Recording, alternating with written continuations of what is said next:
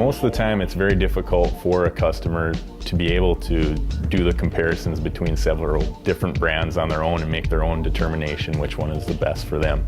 So what we've done is come up with simple tests that allow people to see why they're actually better.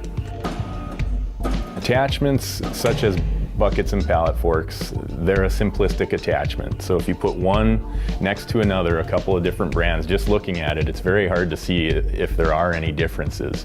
And the differences really come internally from the design that they have, the testing they've been through, the types of testing they've been in.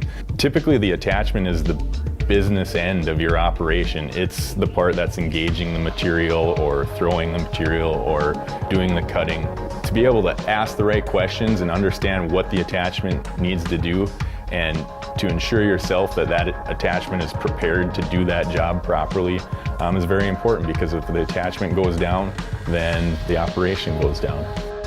It's important just to look past the cosmetics of an attachment. For example, going back to a bucket, something that's commonly looked at is the cutting edge.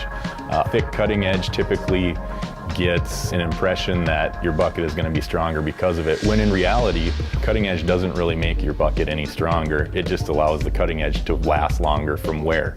The strength of a bucket comes from the design of the bottom of the bucket and the back side of the bucket. The bottom of the bucket prevents the bucket cutting edge from bending or smiling.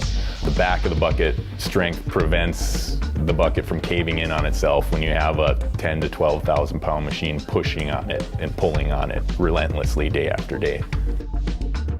We all need help from experts to show us where the integrity of the attachment comes from, because a lot of times it's basically hidden to the naked eye and we would never find it by ourselves. The reason for looking at our videos is it's really an educational process.